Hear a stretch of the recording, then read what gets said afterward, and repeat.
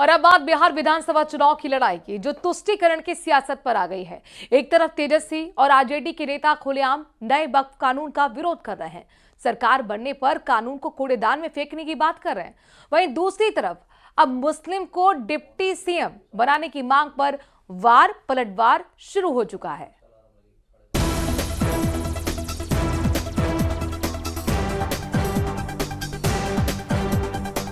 हमारी सरकार बनेगी तो उस बिल को हम लोग कूड़ेदान में फेंकने का काम करेंगे। बिहार में सियासी एक्शन तेज हो गया है। पटना में बैठक कर नौकरी, रोजगार और शिक्षा की बात करने वाले तेजस्वी यादव का काफिला जैसे ही मुस्लिम बहुल सीमांचल पहुंचा तो उनकी पार्टी कहने लगी कि सत्ता मिली तो नए वक्फ कानून को कूड़े में फेंक देंगे। तेजस्वी यादव ने वक्फ कानून को कूड़ेदान में फेंकने वाला बयान बिहार के किशनगंज में दिया, जहां मुस्लिम आबादी करीब 70% है। सिर्फ तेजस्वी यादव ही नहीं, आरजेडी के दूसरे नेता भी खुलेआम वक्फ कानून समर्थकों को धमकियां तक दे रहे हैं।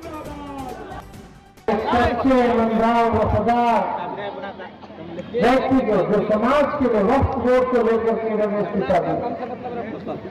ठीक है, हम लोगों की सरकार बनेगी तो पूरे दान में वक्फ बोर्ड को फेंकने का काम किया। महागठबंधन की सरकार बनाइए, तेजस्वी यादव जी मुख्यमंत्री बनेंगे, सारे बिल फाड़ के फेंक दिए जाएंगे, चाहे वो वक्फ बिल हो, कोई बिल हो। वहीं बीजेपी तो यहां तक कह रही है कि विपक्ष फिर से मुसलमानों को बुद्धू बना रहे हैं। बीजेपी का कहना है या तो तेजस्वी खुद नासमझ हैं या मुस्लिम भाइयों को नासमझ समझते हैं, क्योंकि वक्फ कानून संसद से पारित कानून है और उस पर रोक भी सिर्फ संसद ही लगा सकती है।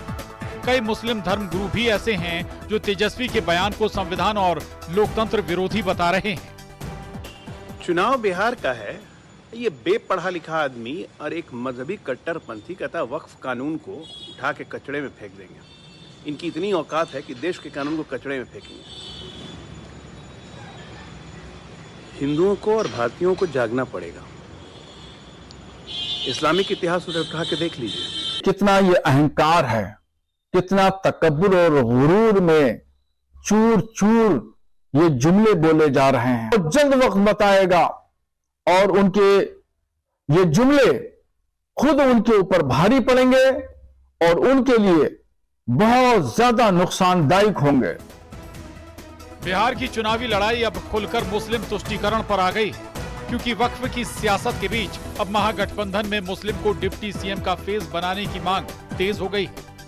देखिए, सवाल ये है कि बिहार के अंदर जब एक डिप्टी चीफ मिनिस्टर का ऐलान हो गया तो मुसलमान का क्यों नहीं होना चाहिए?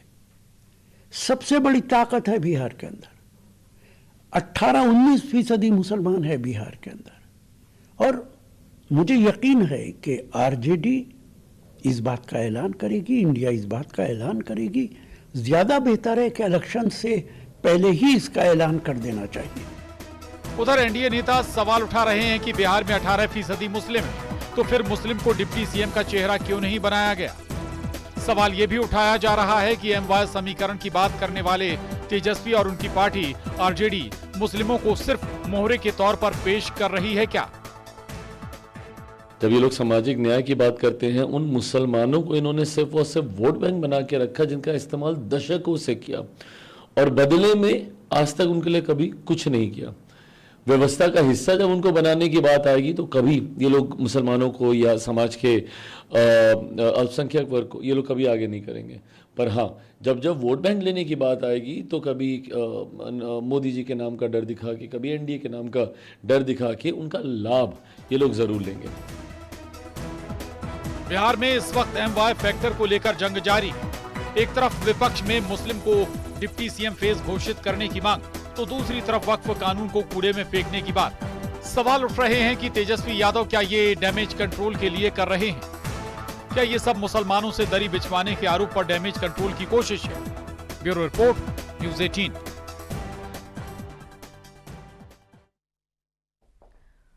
उधर वोटिंग के दौरान बुर्के हटाकर पहचान दिखाने को लेकर सियासी बयानबाजी जारी है। साध्वी प्राची और संगीत सोम ने जहां इसे लेकर सख्त ऐतराज जताया है और बुर्का बैन करने की मांग की है।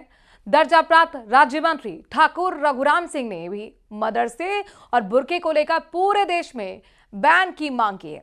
वहीं संभल से एसपी सांसद वर्ग ने बीजेपी पर पलटवार किया है।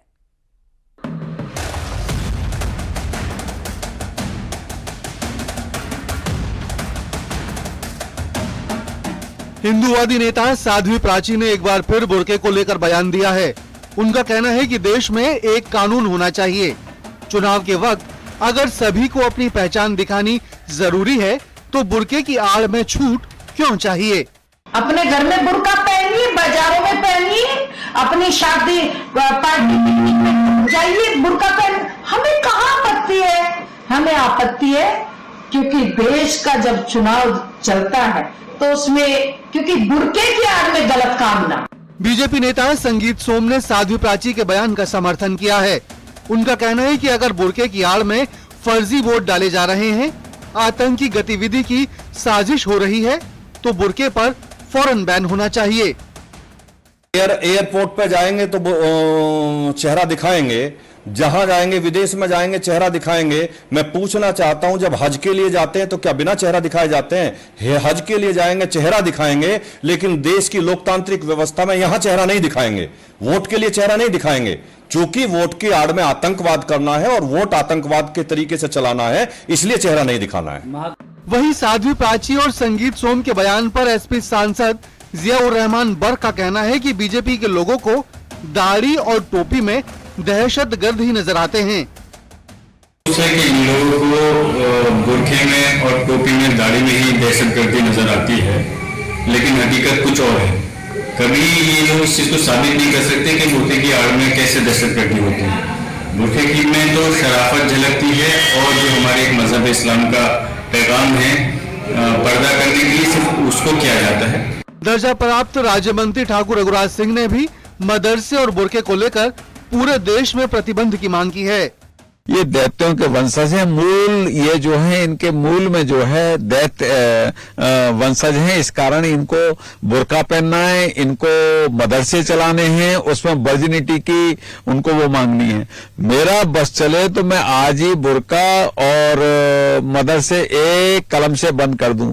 यूएई के अंदर देखिए मदरसे बंद कर दिए गए हैं, लेकिन हमारे देश में 250 मदरसे थे, आज 45,000 मदरसे चल रहे हैं।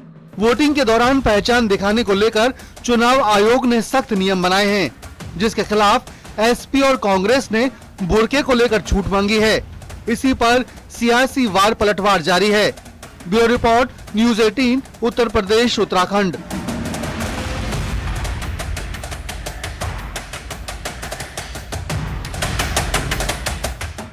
दिल्ली में दिल दोस्ती और मर्डर की सनसनीखेज वारदात से हर कोई सन है, क्योंकि प्रतियोगी परीक्षा की तैयारी कर रहे एक छात्र की मौत की जब जांच हुई तो हर कोई हैरान रह गया। ये खबर आपको दिखाएंगे, लेकिन उससे पहले आपको छठ की धूम दिखाते हैं और अपने दर्शकों को बता दें कि बिहार सहित देश भर के अलग अलग हिस्सों में छठ पूजा मनाई जा रही है और डूबते सूरज को अर्घ आज दिया गया है, जहां पर आस्था के पर्व को हर कोई मनाता हुआ श्रद्धा के साथ नजर आया। छठ महापर्व जो कि 4 दिन तक चलता है और 4 दिन में आज ये तीसरा दिन था। बिहार सहित देश के अलग अलग हिस्से में आपने देखा कि किस तरीके से महापर्व की धूम है और इस बीच प्रधानमंत्री नरेंद्र मोदी ने छठ पूजा में शामिल होने की जानकारी सामने आई है। बताया जा रहा है कि पीएम मोदी दिल्ली में आयोजित की जा रही छठ पूजा में कल सुबह शामिल होंगे।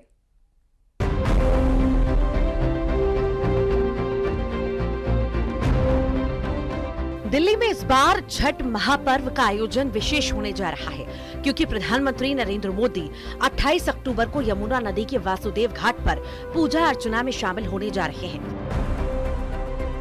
प्रधानमंत्री उदयमान सूर्य को अर्घ देंगे और इस मौके पर दिल्ली की मुख्यमंत्री रेखा गुप्ता, एलजी विनय कुमार सक्सेना और केंद्रीय मंत्रिमंडल के कई सदस्य भी उपस्थित रहेंगे। प्रधानमंत्री के कार्यक्रम की पुष्टि के बाद प्रशासन ने घाटों पर सुरक्षा और व्यवस्था की तैयारियां भी अब तेज कर दी हैं। एलजी ने घाटों का दौरा भी किया था।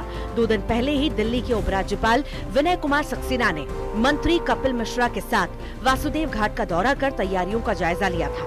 अधिकारियों के मुताबिक प्रधानमंत्री की सुरक्षा को ध्यान में रखते हुए दिल्ली पुलिस एनएसजी और अन्य एजेंसियों को सतर्क कर दिया गया है। इससे पहले आज शाम को दिल्ली की मुख्यमंत्री रेखा गुप्ता ने बीजेपी सांसद मनोज तिवारी के साथ छठ के घाटों का जायजा भी लिया। मुकदमे भी दर्ज कराए छठ पूजा करने पर, बैन लगा दिया, यमुना पे आने पे बैन लगा दिया। पूरी सरकार की मशीनरी यहाँ खड़ी कर दी थी कि केजरीवाल ने कि कोई भी यमुना के किनारे पूजा करने नहीं आएगा। ऐसा उन्होंने ये पाप उन्होंने क्यों किया, मैं ये उनसे पूछना चाहता हूँ। और इस बार कैसे इतनी अच्छी पूजा हो पा रही है, क्योंकि इस बार श्रद्धावान लोग, आस्थावान लोगों के प्रति विनम्र भाव से समर्पित सरकार खड़ी है। और हम सुनिश्चित कर रहे हैं कि जो अत्याचार केजरीवाल ने किया था पूर्वांचल के लोगों पर, वो पाप अब कभी दोबारा दिल्ली में नहीं होगा। वहीं आम आदमी पार्टी ने आरोप लगाया कि बीजेपी के छठ तैयारियों के दावों में कोई दम नहीं। जब आप यमुना के साथ छल करते हैं तो यमुना नाराज होगी। इसके अलावा मध्य प्रदेश के मुख्यमंत्री मोहन यादव ने इंदौर में छठ घाट पर जाकर लोगों को बधाई दी है। ये जो छठ पूजा का आनंद रहता है, मेरी अपनी ओर से सभी भाई बहनों को छठ पूजा की बधाई। आज भी मैं सायंकाल एक स्थान पर छठ पूजा के कार्यक्रम में यहाँ इंदौर में शामिल होऊंगा। कल सवेरे उज्जैन के छठ पूजा के कार्यक्रम में रहने वाला हूँ। और सच में हमारी संस्कृति सूर्य आधारित संस्कृति है और जल से जीवन मिलता है। ये दोनों को मिलाने का प्रकृति का अनुपम कार्यक्रम है। मेरी अपनी ओर से बधाई। वहीं छत्तीसगढ़ के सीएम ने भी लोगों को बधाई दी। छत्तीसगढ़ वासियों को छठ महापर्व की बहुत बहुत बधाई, शुभकामनाएं। और आज हमारा सौभाग्य है कि हम अपनी विधानसभा क्षेत्र के दुलदुला में छठ महापर्व के अवसर पर यहाँ पर आए हैं। और आज जो व्रती हमारी माताएं बहनें हैं, बंधु हैं, उनका दर्शन हुआ है और उनके साथ सूर्य भगवान का और छठी मैया का पूजन अर्चन किए हैं। यूपी के मुख्यमंत्री योगी आदित्यनाथ ने भी छठ पर लोगों को बधाई दी। कोई भी जल के स्रोत को बाधित नहीं करना, नदी पे कब्जा नहीं करने देना, गंदे नालों को नदी में जाने से रोकना, घर की गंदगी को, समाज की गंदगी को नदी में, नालों में नहीं फेंकना। उसके लिए जो स्थान ग्राम पंचायत ने, नगर पंचायतों ने, नगर निगमों ने तैयार किया है, वहीं पर हम डालें। कूड़ा प्रबंधन कूड़े के साथ होना चाहिए, न कि जहां तहां हम फेंक दें। अगर हम इसका पालन करते हैं तो यह भी एक ईश्वर की सेवा है, यह भी परमात्मा की एक सेवा है। इसके अलावा राहुल गांधी ने एक्स पर छठ को लेकर एक तस्वीर पोस्ट की, जिस पर विवाद हो गया। बीजेपी ने इसे कॉपी पेस्ट बताया और कहा कि राहुल ने पुरानी फोटो पोस्ट की है।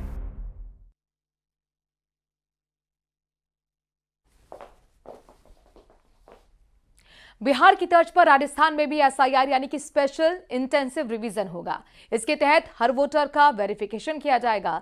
चुनाव आयोग के आदेश के मुताबिक 27 अक्टूबर की रात से ही वोटर लिस्ट फ्रीज होगी। ये रिपोर्ट देखिए। राजस्थान में भी होगा एसआईआर। एसआईआर के लिए चलेगा अभियान। घर घर जाकर फॉर्म बांटेंगे बीएलओ। बिहार की तर्ज पर अब राजस्थान में भी वोटर लिस्ट का स्पेशल इंटेंसिव रिवीजन यानी एसआईआर होगा। मुख्य चुनाव आयुक्त ज्ञानेश कुमार ने राजस्थान में एसआईआर करवाने की घोषणा की है। राजस्थान की सभी 200 विधानसभा सीटों के हर बूथ की वोटर लिस्ट की जांच की जाएगी और हर वोटर को फिर से वेरीफाई किया जाएगा। इसके लिए 27 अक्टूबर रात 12 बजे से मतदाता सूची फ्रीज होगी। बूथ लेवल ऑफिसर यानी कि बीएलओ घर घर जाकर एसआईआर के लिए फॉर्म बांटेंगे। बीएलओ एक घर में 3 बार जाएंगे। एसआईआर प्रक्रिया 28 अक्टूबर 2025 से शुरू होकर 7 फरवरी 2026 तक चलेगी। अब जानिए कि ये एसआईआर यानी कि स्पेशल इंटेंसिव रिवीजन क्या है। दरअसल चुनाव आयोग इस प्रक्रिया के जरिए वोटर लिस्ट अपडेट करता है। इसमें नए वोटर्स को जोड़ता है जिनकी मौत हो चुकी है या जो शिफ्ट हो चुके हैं। उनके नाम हटाए जाते हैं। वोटर लिस्ट में नाम, पते की गलतियों को सुधारा जाता है। बीएलओ घर घर जाकर फॉर्म भरवाते हैं। चुनाव आयोग अब तक 8 बार एसआईआर करवा चुका है। पिछली बार 2003-4 में ये हुआ था। अब एसआईआर के तहत बीएलओ की ओर से फॉर्म भरने के बाद 2003 की वोटर लिस्ट से मिलान किया जाएगा। अगर मिलान नहीं हुआ तो आपसे डॉक्यूमेंट्स मांगे जाएंगे और अगर दस्तावेज नहीं पाए तो वोटर लिस्ट से नाम हटा दिया जाएगा। राजस्थान में SIR के लिए 12 दस्तावेज ही मान्य होंगे, जिनमें ID या फिर PPO, birth certificate, passport, forest right certificate, education certificate, स्थायी निवास प्रमाण पत्र, फैमिली रजिस्टर, जाति प्रमाण पत्र, आधार कार्ड, NRC के दस्तावेज, जमीन मकान के आवंटन लेटर। वहीं अब प्रदेश में SIR के मुद्दे पर सियासत भी शुरू हो गई है। एक और जहां PCC चीफ डोटासरा ने इसे लोकतांत्रिक अधिकारों पर सीधा प्रहार बताया, तो वहीं बीजेपी इस फैसले का स्वागत कर रही है। चुनाव आयोग को धन्यवाद देना चाहूंगा कि जिस तरीके का काम कर रहे हैं, क्योंकि जो भी फर्जी मतदाता थे जिनके नाम दो जगह थे, लेकिन उनकी गहन जांच करके और सही तरीके से मतदाता जो मेन मतदाता है उसका नाम उसमें रहेगा। जो जरूरी है और होगा, बिल्कुल होना भी चाहिए। इसमें तो मुझे लगता है अच्छा ही है ना।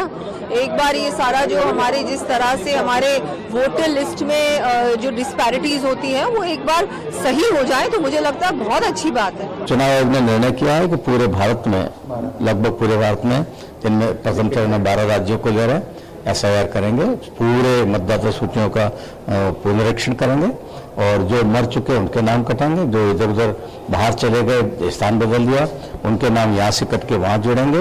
SIR के फैसले के चलते फरवरी तक कलेक्टर, SDM, ADM, तहसीलदार और BLO के तबादलों पर रोक है। SIR प्रक्रिया से जुड़ी कर्मचारी और अफसरों के सामान्य तबादलों पर रोक रहेगी। Bureau report, news 18 Rajasthan.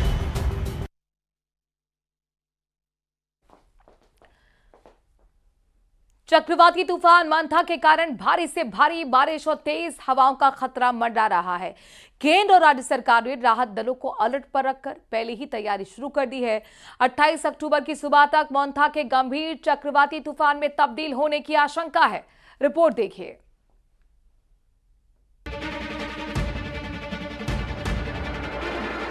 सावधान, चक्रवाती तूफान मोन्था 28 अक्टूबर की सुबह तक गंभीर चक्रवाती तूफान में तब्दील हो सकता है।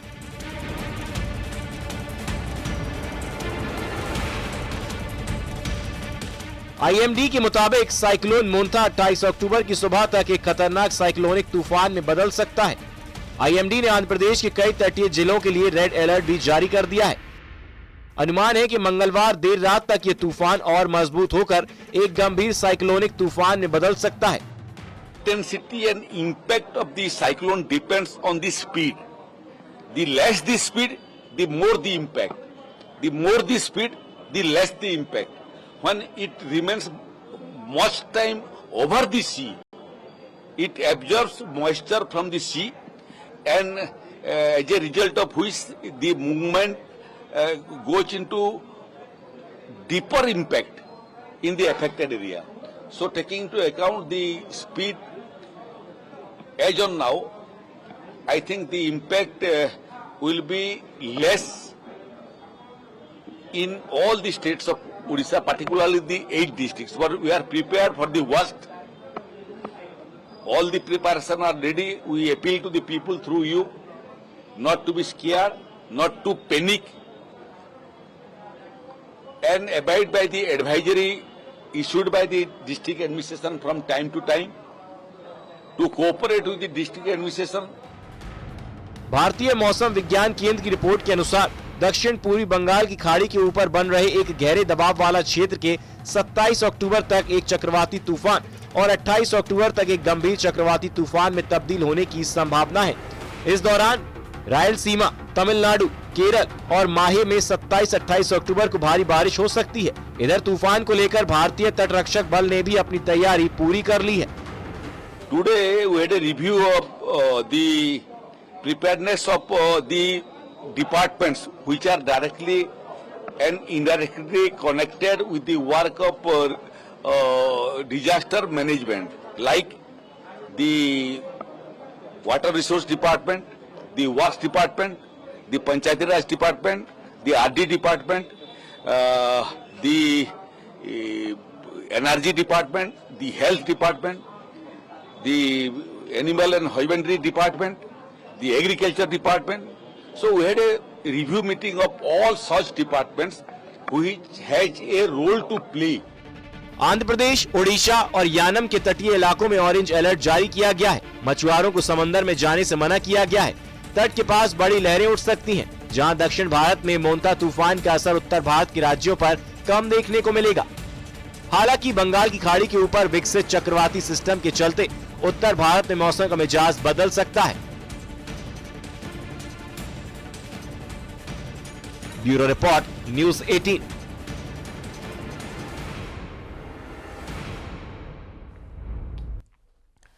और अगर आपका बच्चा राजस्थान के स्कूल में एनरोल है यानी कि पढ़ता है तो एक खबर आपके लिए महत्वपूर्ण है।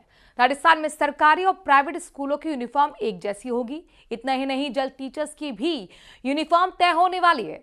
शिक्षा मंत्री ने कई बड़े बदलावों का ऐलान कर दिया है। कौन से वो बदलाव होने जा रहे हैं, रिपोर्ट देखिए।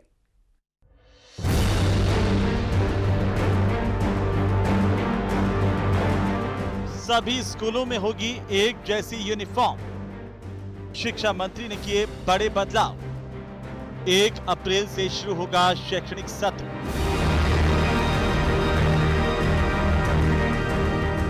प्रदेश के स्कूलों में ड्रेस कोड से जुड़े बड़े बदलाव का शिक्षा मंत्री ने ऐलान किया है। सरकारी और निजी स्कूलों की यूनिफॉर्म अब एक जैसी ही की जाएगी। ड्रेस कोड में शर्ट, पैंट, जूते, स्कर्ट और सब कुछ एक होगा। बस टाई को इससे बाहर रखा गया है। सिर्फ बच्चे ही नहीं बल्कि टीचर्स भी स्कूलों में एक जैसी यूनिफॉर्म में नजर आएंगे। साथ ही शिक्षकों को आईडी कार्ड भी जारी होंगे। शिक्षा मंत्री मदन दिलावर ने शैक्षणिक सत्र को लेकर भी बड़ा ऐलान किया है। अब जुलाई की जगह 1 अप्रैल से इसकी शुरुआत होगी। शैक्षिक सत्र 1 अप्रैल से प्रारंभ होगा। इसके कई फायदे हैं। 1 अप्रैल के आसपास बच्चों को किताब मिल जाएगी तो गर्मी की छुट्टियों में पढ़ने का, अध्ययन करने का भी उनको अच्छा पर्याप्त समय मिल जाएगा और कई फायदे इसके। इसलिए हमने ये तय किया है कि 1 अप्रैल से शैक्षिक सत्र प्रारंभ होगा। सरकारी स्कूलों में पढ़ने वाले छात्र छात्राओं के पेरेंट्स को बच्चों के स्कूल पहुंचने की पूरी जानकारी मिलेगी। प्राइवेट स्कूलों की तरह ही सरकारी स्कूल के विद्यार्थियों के परिजनों के पास भी फोन पर सूचना मिलेगी। जल्द इस व्यवस्था को लागू किया जाएगा। स्कूल में यदि छात्र नहीं पहुंचा तो उसकी सूचना अभिभावकों को मिलेगी, क्योंकि उनके रजिस्टर्ड नंबर हमारे पास रसाला दर्पण पर है कि आपका बेटा या बेटी आज स्कूल नहीं आया है, ये सूचना उनको मिल जाएगी। मदन दिलावर के पास स्कूल, संस्कृत शिक्षा और पंचायती राज विभाग है। इन तीनों के सभी दफ्तरों में सुबह और शाम को राष्ट्रगान होगा। इसके लिए भी जल्द दिशा निर्देश जारी किए जाएंगे। न्यूज़ 18 राजस्थान के लिए कोटा से हिमांशु मित्तल की रिपोर्ट।